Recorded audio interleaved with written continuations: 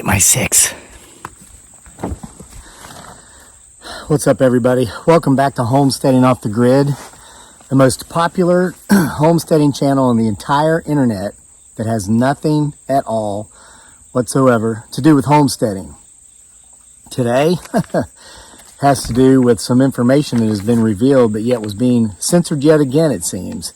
I continue to be amazed at the responses and the comments in regards to some of these public school videos I've made here in the last couple of weeks.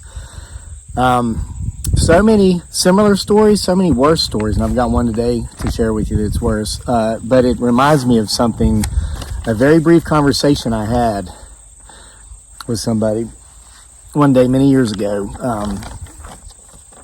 and a prediction, or just a suspicion I had. And I'm going to share that with you after I read you this letter. So a lot of you are putting comments in the comment section of the videos about the busing, the woke school agenda, and about how you and your children are homeschooling your children, your grandchildren. And I guess there's a huge surge in that right now in America, and it's because some of the shenanigans going on, in the public school systems. We shared a letter the other day where somebody wrote about how a student in their school district identified as a bird, and so they were forced to build the student a nest to sit in during the day. And I thought that was so ridiculous, but multiple people commented on that one about how in their district there are children that identify as kitty cats, and so the schools keep litter boxes in the restrooms for these students to use. Wow. Just when you thought it couldn't get any more ridiculous, but it does. So like the headline here says, revealed. And this was held up. This is from Brandywine 4000. Listen, a lot of you are bleeding your heart and souls into these comments, and then you're not seeing them show up. I covered this a couple of weeks ago in a video. It's because they're being held for review. And I typically don't go in there and read those held for review comments because I've been doing this for 12 years. They're 13 years. Social media content creator. It's usually stuff like a bunch of foul language, a bunch of hate. We get a lot of hate comments because my wife's Asian. A lot of disrespect from racists about that in our relationship and our biracial son. So years ago, I just stopped reading that stuff. We get a lot of, you suck, I hate you, I know Bigfoot's real, I saw him, but you don't have one, you're capitalizing for financial purposes or whatever. Anybody who doesn't believe me, come look at my YouTube channel. Then they give the link to their YouTube channel where they have a Bigfoot, whatever. It's just nonsense, complete nonsense, okay? But I was wondering where all the comments that might be in disagreement with some of this content I've been making about the public school systems were, because I was like, everybody can't be like pro homeschooling and kind of waking up to what's going on with the public schools. So I started checking them, and here's where I'm finding comments like this that are being censored and not allowed out. Well, this one's getting out. Like the title says, revealed, your child's public school teachers are reporting you as an abusive parent because. Here's one woman's nightmare. Brandywine 4000.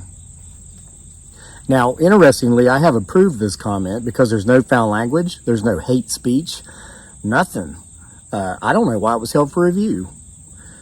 So it says, okay, I have talked around this several times because I didn't want to deal with the internet blowback since people tend to jump to conclusions, but after this, here goes. So she's held back on this story long enough. I have 4 children. They are in 2 age groups. The first set are 14 months apart and attended the same elementary school that my third child entered kindergarten in. The first children were in multi-level learning classes. This means they were in classes that taught K through 1st, 2nd through 3rd, 4th through 5th together. This allowed the teachers to become thoroughly acquainted with both the parents and the children, and it was very successful in teaching the children. Now, to get to the issue. My older children had progressed to middle school when my third child entered kindergarten. This child was an extremely active, outdoorsy child. He played hard and rough with his older siblings. He had bruises all over his arms and legs to prove his adventures of playing soldiers or on the trampoline or riding a full-sized bicycle.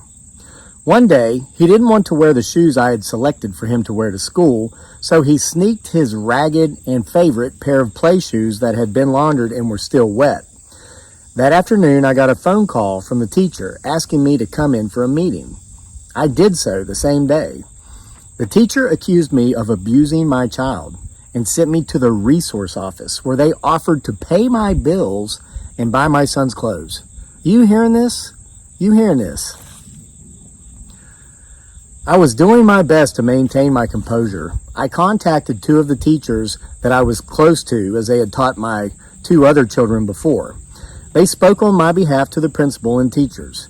I bought my son new shoes that day and sadly threw away his favorite play shoes. There was nothing else said by anyone at the school, and certainly no apology. We moved and changed schools where my son thrived and was treated so well. The worst part is, I'm sure there were students that were in awful situations, but instead of checking out the scenario beforehand, these teachers' credibility is now going to be questioned whether they ever actually find someone in a bad situation, if they ever find somebody in a bad situation. So there you go. Her kid just sneakily puts on his favorite shoes to wear to school because he didn't want to wear the ones that she had picked for him that day. And this parent gets accused of child abuse. Listen, when we first moved here from the Philippines, more than 7 years ago now, and I'd spent 6 years there. My wife had spent the first 28 years of her life there. My son was born there. It was like coming home to the promised land. I mean, hey, people bitch and complain about America. Go spend some time in any third world country of your choosing, and not at the 5-star resorts. Go live among the people in the villages, and not for 30 days, but for a few years. And then let's come on back and let's compare notes. So we came here. My wife had never been here. She was amazed. We would go for these long drives because she would just talk about how clean everything was. There wasn't garbage everywhere. She was amazed. We'd watch cars go by if we were in town, and she'd say, wow, everybody's cars are brand new. Be like, no, not really, honey. See that one? That's probably 20 years old. And she's like, but it looks brand new. I'm like, I know, because we take care of our stuff. We have very high standards, most of us. If we're going to pay, like I paid $30,000 for my truck, you better believe it stays clean. And it gets its regular maintenance and service done to it. You know what I mean? So we're out after we bought this house. And we bought this house after we'd been here 3 months. We'd probably been out here 4 or 5 months. We were just walking down the road past our house. It was fall. It was the beginning of the school year, so it was almost fall. It was Indian summer. And we ran into a person who I will simply state to be a lunatic, a true lunatic. This individual gave me heebie-jeebies. Only spoke to them a couple of times and figured out quickly that this was somebody we didn't need to be spending time with. So this person was talking about how they were a teacher, and they said they had so many students, X amount of students. So based on the numbers, she has at least 3 in her class this year. Okay, the cat's out of the bag. It's a woman. I mean, unless she identifies as a bird and has a nest in her classroom. But she said that she knows at least 3 are not having their needs met, and it's her goal to seek out these 3 quickly and promptly and report their parents for neglect. I was like, what? Now listen, we live in a very affluent area in Central Virginia. I mean, this was the 3rd wealthiest county per capita in the United States when I moved here originally after I graduated college in 1998. My wife looked at me and she was like, what? I'm like, yeah, I know. I said, I'm sorry, but you're talking to somebody who spent 28 years in the Philippines, and I just spent 6 years over there, and the year before that in Iraq. There's nobody in this county hurting. This is one of the most affluent parts of the world. And she goes, well, not according to the numbers. I'm like, those numbers are like national average. Yep, so there's 3, and I will find them. I'm telling you, folks, in an area like this, there are going to be, I can just see whose lives this individual is having the government look at under a microscope. It's whoever happens to be the lower of the socioeconomic families in that class. There's a lot of trust fund babies here. We got neighbors, their grandparents invented things that are founded Fortune 400 companies. There's stuff in your house right now with these people's names on it from where their great-grandparents founded these companies. And then there are families who work. Maybe dad's a laborer. Mom might work in the service sector. But they work very hard to live in an area like this so their children can be brought up and maybe have it a little bit better than they did. Like myself, that's why I came here from West by God, Virginia. Wanted something better. So, unfortunately, those are the folks that are going to be reported. Why is it? Because they're the ones who don't have the nicest name brand line of clothing, because their parents probably get their clothes at the Goodwill. Well, that's where we get ours. You see this shirt I'm wearing? This is a Banana Republic long sleeve button down. If I were to go to Banana Republic and buy this would be between $80 and $120. I got it at the Goodwill for $3.99. Because there's all these rich people here wear stuff once and then donate it, man. I let them pay top dollar for it, then I go in there and get it for next to nothing. So I took, when my wife and I left that person and finished our walk, I told my wife, that woman is bringing trouble on people who don't deserve it. But she's going by the numbers. Her, administrators are saying, this is what we're looking for. You better be reporting these many people, etc. And we have a victim of it right here. And to quantify my statement that the individual is a lunatic, this is not just based upon opinion upon that one conversation.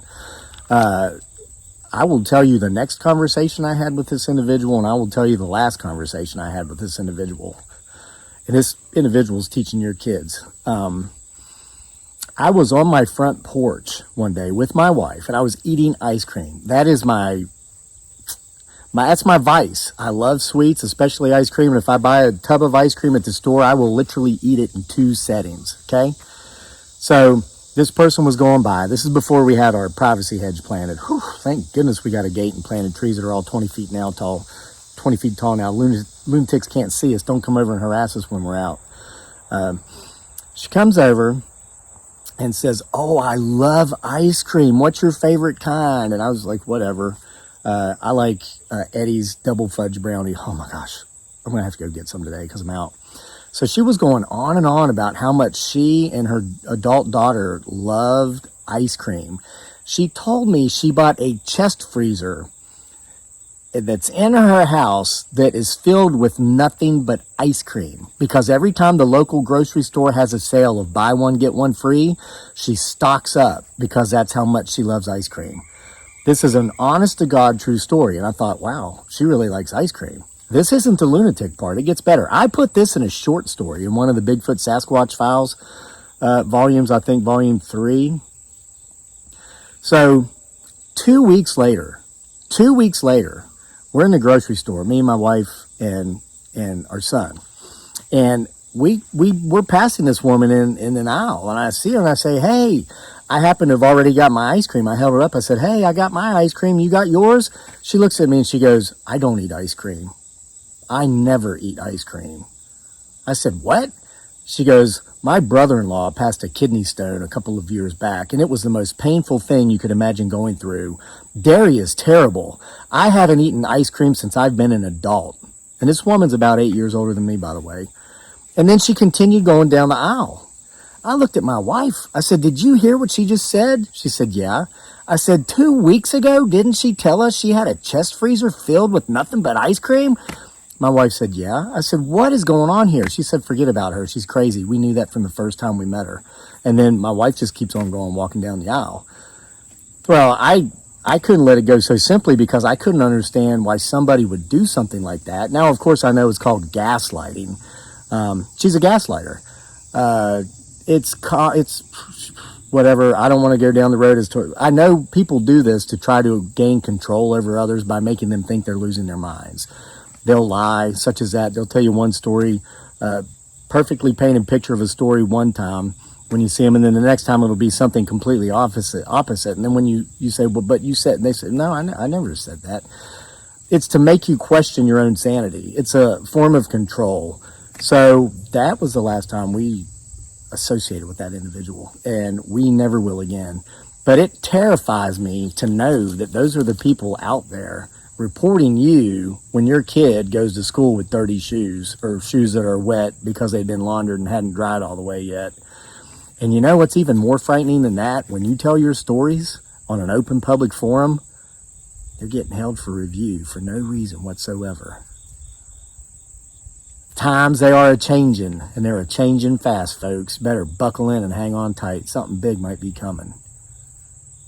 See you next time for more.